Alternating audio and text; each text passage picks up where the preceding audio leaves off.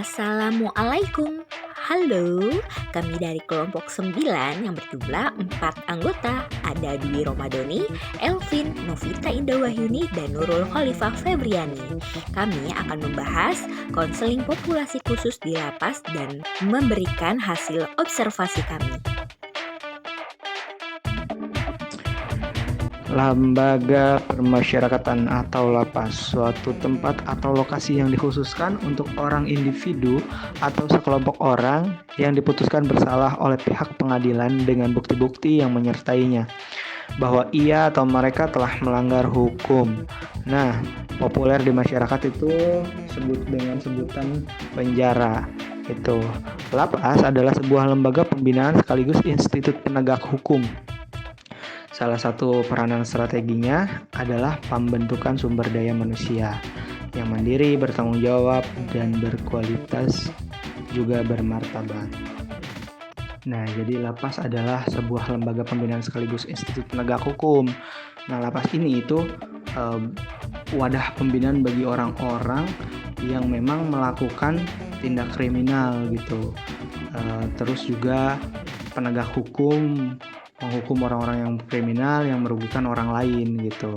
Nah, salah satu peranan strateginya adalah pembentukan sumber daya manusia yang mandiri, bertanggung jawab, berkualitas, dan bermartabat. Jadi orang-orang yang masuk ke lapas diharapkan para napi ini sadar gitu akan kesalahannya dan tidak mengulang tindak kriminalitas lagi, menjadi mandiri yang bertanggung jawab, berkualitas, serta bermartabat. Tujuan lembaga permasyarakatan. Nah, lapas merupakan institut terakhir dalam sistem peradilan pidana yang mendukung tercapainya tujuan sistem tersebut sebagai upaya mencegah masyarakat menjadi korban kejahatan, menyelesaikan kasus kejahatan yang terjadi sehingga masyarakat puas bahwa keadilan telah ditegakkan. Lalu yang bersalah dipidana dan mengusahakan agar mereka yang melakukan kejahatan tidak mengulangi lagi kejahatan. Jadi tujuan lembaga permasyarakatan ini yaitu untuk menegakkan hukum agar masyarakat yang merasa dirugikan itu diberikan keadilan, bahwa orang yang merugikan mereka itu mendapatkan hukuman, dan orang yang menerima hukuman atau pidana diharapkan bisa merubah dirinya untuk lebih baik dan tidak melakukan tindak kejahatan atau mengulangi kejahatan yang ia lakukan. Fungsi memasyarakatkan para narapidana. Pada pasal 1 ayat 2 dan pasal 3 Undang-Undang Nomor 12 Tahun 1995 tentang permasyarakatan, yaitu menyiapkan warga binaan permasyarakatan atau WBP supaya berintegritas serta sehat dengan seluruh masyarakat sehingga dapat beraktivitas bebas kembali nantinya. Sebagai anggota masyarakat yang bertanggung jawab, warga binaan permasyarakatan terdiri dari narapidana, anak didik permasyarakatan, dan klien permasyarakatan. Jadi fungsinya itu lebih kepada pembinaan agar para warga binaan permasyarakatan, yaitu narapidana, terus anak didik permasyarakatan, dan klien permasyarakatan ini bisa hidup sehat dengan seluruh masyarakat. Jadi tidak lagi membuat tindak kriminal kepada masyarakat lingkungan sekitar ataupun di luar lingkungan sekitar dia, tetap melakukan tindakan yang baik gitu, sehat dan bisa bertanggung jawab sebagai manusia. Nah, latar belakang konseling lapas, yaitu narapidana dituntut beradaptasi dengan sesama penghuni lapas, lingkungan, serta aturan atau budaya yang telah berlaku. Proses tersebut dapat mempengaruhi kondisi jiwa narapidana, kesehatan mental narapidana, atau penghuni lapas perlu diperhatikan juga. Itu merupakan salah satu fungsi pendukung lapas. Lalu keadaan khusus yang dialami penghuni, bahkan juga petugas, tentu membutuhkan pelayanan konseling yang khusus juga. Oleh karena itu, dalam aktivitas konseling, mereka semua disebut sebagai populasi khusus. Hak-hak narapidana di lapas. Sesuai dengan Undang-Undang Nomor 12 Tahun 1995 Pasal 14 tentang pemasyarakatan, melakukan ibadah sesuai dengan agama dan kepercayaan. Itu yang pertama. Jadi setiap narapidana berhak melakukan ibadahnya selama di dalam lapas, lalu mendapat perawatan baik dan pengajaran. Ini sama juga dengan poin yang C, mendapatkan pendidikan dan pengajaran. Jadi tentunya setiap narapidana akan dibina, diberikan bimbingan untuk bisa menjadi pribadi yang lebih baik. Lalu selanjutnya mendapatkan pelayanan kesehatan dan makanan yang layak. Meskipun kita taunya bahwa seseorang yang di dalam penjara atau lapas itu akan menerima makanan yang tidak layak atau tidak enak, tetapi sebenarnya sebuah lapas itu mempunyai sebuah standar, yaitu memberikan makanan yang layak bagi para penghuninya. Lalu, hak selanjutnya adalah menyampaikan keluhan. Setiap narapidana berhak menyampaikan keluhan-keluhan yang terjadi selama di lapas atau di penjara. Jika ada oknum atau penghuni lain yang membatasi atau menghalangi narapidana tersebut untuk menyampaikan keluhan, maka oknum tersebutlah yang akan mendapat sanksi. Lalu selanjutnya hak narapidananya adalah mendapatkan bahan baca serta mengikuti siaran media yang diperbolehkan. Itu tadi untuk melengkapi mendapatkan pendidikan dan pengajaran yang baik. Lalu selanjutnya haknya mendapatkan upah atau penghargaan atas pekerjaan yang dilakukan. Jadi tentunya ada reward di setiap lapas. Jadi misalnya jika narapidana berlaku baik mungkin akan menambah poin dan pada akhirnya ditotalkan untuk mengurangi masanya di lapas, masa hukumannya di lapas. Lalu selanjutnya menerima kunjungan keluarga, penasehat hukum atau orang tertentu yang sudah boleh atau ditetapkan oleh lapas tersebut. Selanjutnya haknya adalah mendapat pengurangan masa pidana tadi ya. Ini sebuah kelanjutan dari mendapatkan upah atau penghargaan atas pekerjaan yang dilakukan selama di lapas. Selanjutnya haknya adalah mendapat kesempatan asimilasi termasuk cuti mengunjungi keluarga. Tentu dalam masa hukuman atau tahanan tertentu itu sudah boleh mendapatkan cuti untuk keluar, tentunya dalam pengawasan untuk mengunjungi keluarga atau pasangannya. Lalu hak selanjutnya adalah mendapatkan pembebasan bersyarat. Lalu selanjutnya juga mendapat cuti menjelang bebas. Nah, tentunya yang pasti menjelang pembebasannya, narapidana tersebut juga berhak mengunjungi atau cuti keluar dari lapas, tapi tentu dalam pengawasan. Seperti itu hak-hak narapidana di lapas. Lalu bagaimana dengan narapidana penyandang disabilitas? Ya, tentunya adalah penyandang disabilitas sesuai dengan Undang-Undang Nomor 8 Tahun 2016 Pasal 1 Ayat 1 bahwa setiap orang yang mengalami keterbatasan fisik, intelektual, mental, atau sensorik dalam jangka waktu lama yang dalam berinteraksi dengan lingkungan dapat mengalami hambatan atau kesulitan untuk berpartisipasi secara penuh dan efektif dengan warga negara lainnya. Nah, maka tetap mendapatkan kesamaan hak. Mulai dari proses pemeriksaan, bahkan juga sampai penyidikan, hingga adanya putusan hakim yang bersifat tetap, maka semuanya itu memiliki hak yang sama. Dan pemerintah wajib menyediakan bantuan hukum yang layak bagi para penyandang disabilitas. Dan dalam pasal 30 dalam undang-undang yang sama disebutkan penegak hukum sebelum memeriksa penyandang disabilitas wajib meminta pertimbangan atau saran dari dokter atau tenaga kesehatan lainnya mengenai kondisi kesehatan, psikolog atau psikiater, kondisi kejiwaan dan pekerja sosial tersebut mengenai kondisi psikososialnya juga. Jadi kesimpulannya tetap ya mendapatkan hak-hak yang sama seperti narapidana pada umumnya dan bahkan perlu mendapat perlakuan khusus bagi penyandang disabilitas. Apa saja fungsi-fungsi konseling di dalam lapas? Ya, kita bisa lihat di sini ada 3 fungsi konseling, yaitu pemahaman, pemecahan atau pembinaan, lalu pengembangan. Bagaimana dengan pemahaman? Pemahaman itu ialah tentang bagaimana seorang konselor atau pembina di lapas dapat sangat memahami bukan hanya mengenai masalah klien, tetapi memahami kepribadian atau yang mendalamnya dari klien tersebut. Lalu, pembinaan adalah mempersiapkan mental klien atau narapidana tersebut untuk benar-benar siap menghadapi situasi, lingkungan, dan semua yang terjadi di dalam lapas. Tentu juga dalam hal kerohaniannya perlu dibina dan diperhatikan. Lalu selanjutnya fungsi pengembangan, yaitu mengembangkan segenap potensi untuk dapat kembali ke masyarakat.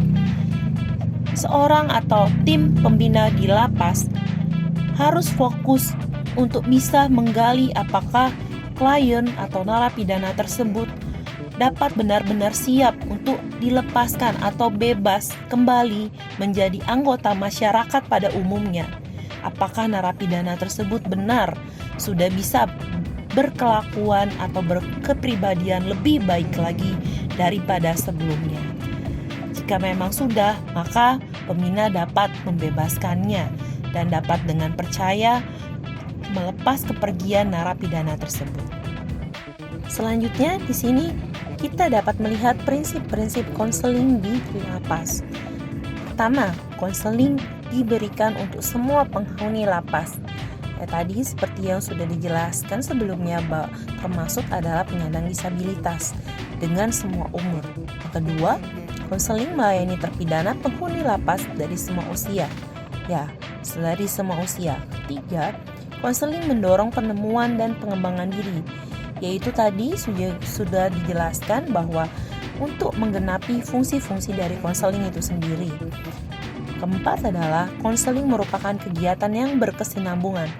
Tentu, pertemuan konseling itu tidak mungkin hanya satu kali, dapat beberapa kali pertemuan, sehingga dapat mencapai semua fungsi-fungsi konseling tersebut. Kelima, pelaksanaan bimbingan dan konseling menghendaki adanya kerjasama antara individu, sipil, kepala lapas, serta pembimbing dan atau konselor. Individu yang dimaksud adalah terpidana penghuni lapas itu sendiri. 6. Konseling harus menjadi bagian yang terpadu dalam keseluruhan program rehabilitasi di lapas atau lembaga permasyarakatan. 7. Konseling harus dapat dipertanggungjawabkan, yaitu secara akuntabilitas kepada individu dan masyarakat. Jadi, sebuah proses konseling di dalam lapas itu sangat mencerminkan kualitas dari lapas itu sendiri juga. Dan masyarakat luar pun dapat menilai lapas tersebut dari salah satu layanan atau fasilitas yang diberikannya, yaitu adalah proses konseling kepada semua narapidana. Di dalam konseling terdapat bidang-bidang yang perlu difokuskan selama proses konseling berlangsung. Demikian juga di dalam lapas, dan terdapat 3 bidang yang perlu difokuskan untuk diberikan kepada narapidana di dalam lapas tersebut. Yang pertama adalah bidang pribadi, kedua sosial, ketiga bidang karir. Apa saja bidang-bidang pribadi tersebut? Yaitu lebih kepada setiap karakter kepribadian yang lebih baik dari narapidana tersebut. Lalu sosial adalah lebih kepada sosialisasi antar penghuni lapas maupun juga antara penghuni lapas dengan petugas sipil atau pembina-pembina yang ada dan juga dengan konselor yang ada. Dan juga perlu diperhatikan bagaimana situasi sosial yang akan terjadi ketika penghuni lapas tersebut keluar dari lapas atau telah dinyatakan bebas. Lalu dalam bidang karir, konseling diberikan untuk memfokuskan bagaimana seorang narapidana mempunyai keterampilan sehingga mereka dapat merencanakan dan mengembangkan masa depannya secara optimum setelah keluar dari lapas, sehingga narapidana tersebut dapat lebih bertahan hidup, dapat lebih memenuhi setiap kebutuhannya dengan kegiatan atau aktivitas yang halal dan layak secara hukum maupun norma. Asas-asas yang perlu diterapkan ketika konseling di lapas. Asas kerahasiaan. Teamwork, bimbingan di lapas, baik itu pembimbing, konselor, sipir, pembimbing rohani, atau anggota lainnya, baik secara tim ataupun individual, harus menyimpan dan menjaga segala data dan keterangan mengenai klien. Kemudian asas kesukarelaan. Nah, penghuni lapas diharapkan secara sukarela tanpa ragu-ragu ataupun terpaksa menyampaikan masalah yang dihadapinya. tentunya atas dasar kesukarelaan tanpa ada paksaan sedikit pun. Kemudian asas keterbukaan. Ini berkaitan sekali dengan kejujuran klien. Nah, biasanya mereka dapat terbuka apabila mereka sudah tidak lagi merasa ragu kepada konselor, yakin dan percaya bahwa konselor akan mampu menyimpan rahasianya. Kemudian asas kekinian. Nah, masalah klien yang perlu dan langsung ditangani adalah masalah yang dihadapi atau dirasakan sekarang. Jadi tidak lagi membahas yang sudah-sudah ataupun yang akan datang. Asas kemandirian. Pelayanan konseling di lapas bertujuan menjadikan klien dapat berdiri sendiri, tidak tergantung pada orang lain atau tergantung pada konselor. Kemudian asas kegiatan. Usaha konseling tidak akan memberikan buah berarti bila klien tidak melakukan sendiri kegiatan tersebut. Nah, terus asas kedinamisan. Perubahan yang diharapkan dalam layanan konseling adalah berupa sesuatu yang lebih maju, lebih dinamis, pokoknya arahnya berkembang. Asas keterpaduan. Pelayanan konseling berusaha memadukan berbagai aspek kepribadian klien. Jangan sampai aspek-aspek layanan yang satu tidak serasi dengan aspek layanan yang lain. Dan yang terakhir, asas kenormatifan.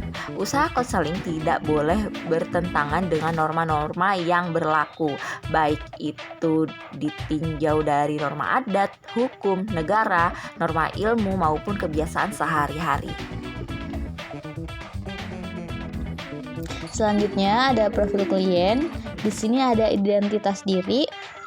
Nama dari klien kita ini disamarkan menjadi Inyong, jenis kelaminnya laki-laki, tempat tanggal lahirnya Tangerang, 5 April 1998, agamanya Islam, sukunya suku Sunda, alamatnya ada di Kecamatan Mau, Kabupaten Tangerang. Selanjutnya, bahasa yang digunakan oleh klien yaitu bahasa Sunda. Klien merupakan anak kedua dari 2 bersaudara dan status klien belum menikah atau belum kawin. Kemudian ada latar belakang klien. Klien merupakan mantan penghuni lapas Pemuda Tangerang, Banten pada bulan Juni 2021 dan bebas dari tahanan pada bulan Agustus 2022. Klien terjerat kasus curanmor atau pencurian motor yang saat ini sering kita kenal tuh namanya begal, dan penerima hukuman 2 tahun penjara. Namun karena klien menjalankan proses hukuman dengan baik, maka klien hanya ditahan 14 bulan dengan pembebasan bersyarat dan denda serta bantuan orang lain atau disebut backingan. Kemudian ada permasalahan yang sering muncul. Sebenarnya permasalahan ini menurut klien dari hasil wawancara tidak memiliki permasalahan yang sangat teramat atau sering banget berasa gitu ya. Namun klien merasakan tidak ada masalah maupun kendala pada klien di masyarakat dan menjalani hidup seperti biasa. Namun klien berpikir tentang pentingnya memiliki teman dalam pergaulan. Ini hasil dari pembelajaran klien selama di lapas ya, karena kebetulan klien ini masuk lapas karena menjual hasil begal dari teman-temannya. Jadi di sini posisi klien bukan sebagai seorang pembegal, namun hanya tangan lanjutan dari para pemuda aksi begal atau curanmor. Selanjutnya ada ciri-ciri klien. Secara fisik, klien cukup sehat dengan kondisi tubuh yang cukup ideal, baik tinggi badan maupun berat badan. Namun perlu tadi dilihat di bagian profil ya, di bagian identitas diri, di mana klien itu memiliki tato di hampir sekujur tubuhnya sepertinya ya, yang klien katakan. Klien juga tidak ada tanda-tanda memiliki penyakit serius. Mungkin sedikit gugup dan gemetar saat melakukan wawancara karena efek penggunaan obat atau minuman. Nah, penampilan klien saat keluar dari lapas sekarang sudah berpenampilan lebih rapi, bahkan klien sekarang bekerja menjadi seorang penjual pakaian dan barang-barang fashion. Nah, dari hal tersebut, analisis kebutuhan yang klien butuhkan, yang pertama, kalian membutuhkan lingkungan yang lebih positif tentunya, dan yang kedua, kalian membutuhkan teman-teman yang memberikan efek positif juga untuknya. Selanjutnya ada potensi yang bisa kalian kembangkan. Nah, di sini kalian bisa lebih mengembangkan potensi dirinya seperti mendalami ilmu agama, menjalin komunikasi yang baik dengan orang-orang yang nantinya bisa memberikan efek positif untuk dirinya, serta mengembangkan potensi dalam segi fashion yang sedang klien tekuni saat ini, seperti membuka banyak cabang usaha, membangun banyak relasi, dan membuat peluang bisnis yang lebih luas lagi, yang nantinya bermanfaat untuk diri klien dan juga orang di sekitarnya. Dan terakhir, hasil observasi. Faktor-faktor penyebab masalah yang dialami klien. Nah, ini ada ekonomi. Biasanya juga nggak cuma klien, jadi setiap individu juga pasti punya tuntutan finansial yang memang mengharuskan dia untuk mendapatkan sesuatu atau keinginannya. Kemudian kebutuhan obat terlarang atau sakau. Nah, karena memang kondisi sakau ini mau nggak mau, kamu harus mendapatkan obatan terlarang lagi, jadi menghalalkan segala cara, terutama salah satunya adalah membegal. Kemudian lingkungan, nah seperti yang sudah dijelaskan tadi bahwa klien memiliki lingkungan sosial yang memang cukup meresahkan, jadi cukup memang berbeda dari lingkungan yang umumnya, ini lebih dekat ke arah kriminal. Nah, terus coba-coba, nah biasanya yang bergaul dengan temannya juga membegal, ingin tahu bagaimana prosesnya menjual belikan atau mentransaksikan hasil begalnya, akhirnya jadi sesuatu hal yang biasa, dan hal biasa itu jadi tidak ada rasa kekhawatiran untuk melakukannya secara terus dan menerus. Dari hasil wawancara, klien menjelaskan bahwa klien sudah mendapatkan bantuan pembinaan atas rekomendasi dari seorang kenalan yang dilakukan pada saat klien pertama kali masuk ke Panaling atau ruang napi baru. Nah, klien diarahkan untuk langsung menghadap pendamping atas rekomendasi seseorang kawan tersebut, sehingga klien langsung dipindahkan ke pesantren. Nah, ini serta-merta untuk mengikuti bimbingan. Nah, layanan bimbingan atau pendampingan mulai diterima klien pada hari kedua. Nah, klien mengaku tidak memahami layanan bimbingan konseling itu karena menurut dia di lapas yang terpenting adalah berlaku baik, dilihat baik, terus juga ia merasakan ada pendampingan di pesantren yang dianggap sebagai sebuah layanan gitu. Lalu kegiatan pada saat di pesantren yang diikuti klien adalah mengaji, terus juga bercocok tanam. Ini dilakukan katanya dalam upaya mendekatkan diri kepada Tuhan dan memahami bahwa bekerja adalah upaya yang berat, begitu kata klien. Nah, klien menyadari bahwa layanan yang dia terima dan dia jalankan itu adalah upaya bantuan yang dia rasakan, sehingga klien menyadari bahwa melakukan tindakan kejahatan seperti mencuri, terus juga dan transaksi yang kurang baik atau haram itu merugikan orang lain karena mereka mendapatkan uang itu susah banget. Nah, klien juga berpendapat setiap orang memiliki kesadarannya masing-masing. Ya, itu sih haknya mereka, sadar atau tidaknya begitu. Sehingga upaya yang sudah dilakukan kami lihat secara garis besarnya ada 3, yaitu upaya preventif, untuk melakukan pencegahan, mengurangi atau bahkan menghilangkan penyebab klien melakukan tindakan kriminal tersebut. Kemudian upaya korektif, yaitu upaya untuk memperbaiki dan mengembalikan keseimbangan jiwa klien, serta partisipatif, yaitu upaya memelihara agar dapat mempertahankan keadaan baik yang sudah seimbang atau yang sudah diperbaiki oleh klien itu sendiri.